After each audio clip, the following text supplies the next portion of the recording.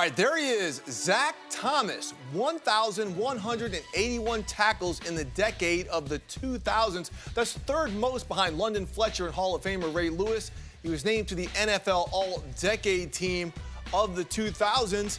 And let's bring in Zach Thomas. Zach, Steve White, so good to see you. Zach, we go back a long way, right? So I was covering the Dolphins for the Miami Herald when you were drafted by Jimmy Johnson. And I'll never forget, as a rook in a preseason game, you made about 87 tackles, and you pretty much ended Jack Del Rio's playing career. Zach, how does it feel to finally make it to this point? Oh, man, I'm just honored and humbled. And as you know, you're speaking about Jimmy Johnson. You're only as good as your GM. And he was our GM at the time, and he brought a lot of great talent around me.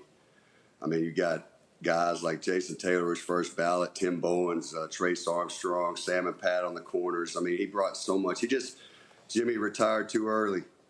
And so, it definitely helped a lot. But it's a huge honor, especially to be with all these greats, and you're naming Troy and Edgerrin before me. Man, it's unbelievable. Hey, Zach, Jim Trotter here. Congratulations, first off. I wanted to ask you, I've said that I think, obviously people talk about you being undersized, and I've said I believe you've also been underappreciated. From your standpoint, who was someone that inspired you, motivated you, to go forward and do what you've done? Well, out of college, Junior Seau, I got an autographed poster of Junior coming out of college, and watching him play, you could just tell he loved the game. And I got to be his teammate for a few years, and I saw it firsthand. And he had one speed, and he had a lot of energy, but it's like he had the theme music following him around everywhere he went. And all three of you knew Junior, and the love that he had and he played with was awesome. And so for me to even get the 2 years to be able to play with him was very inspiring. Zach, Mike Silver here. So I remember walking into that Dolphin locker room when you were a rookie. Dan Marino, of course, larger-than-life legend, and some big personalities, including Jimmy. And you managed to be a leader on that team, obviously, for years and years. But how did you navigate that early on? You're a fifth-round draft pick. You got the legendary Dan Marino with 2 lockers there, and Jimmy. How did you navigate the whole leadership thing? You know what? I was thrown in from the first game by Jimmy, and I appreciate his confidence in me.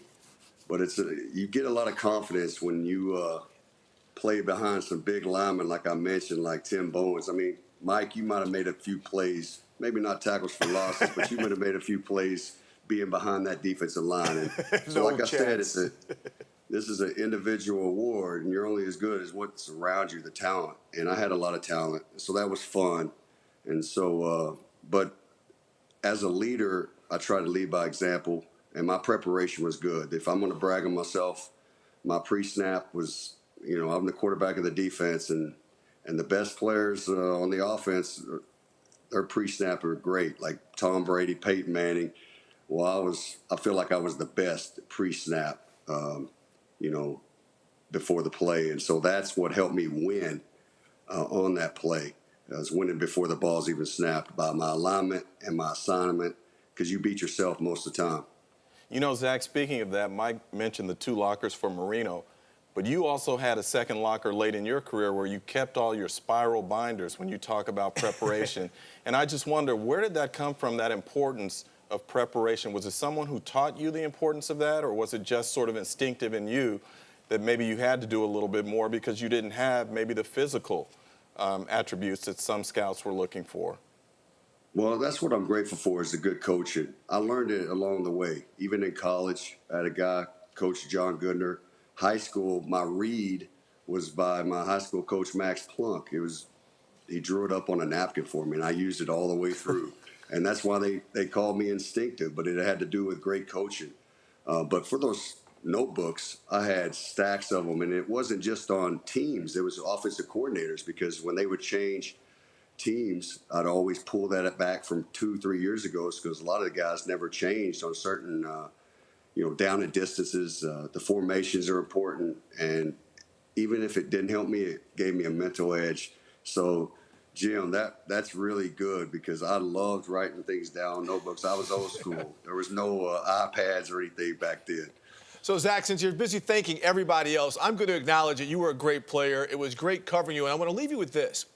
Because Kevin Mawai, the center, the longtime center who you faced, upon his introduction to the Pro Football Hall of Fame last year, said you were the best player he played against because you used to drive him crazy because of that pre-snap preparation. So congratulations on everything, and thanks again for joining us. Hey, thank you guys. Appreciate Congrats, it. But Zach. hey, one thing about Kevin, I think I helped him get into the Hall of Fame. We'll let him know that. So that's not so good. But he was an awesome player. But to be on that platform and just mention my name was the biggest respect you could have. That's right. All right. Well, thanks again, Zach. We appreciate it. Thanks, Steve. Thank you. Good seeing you.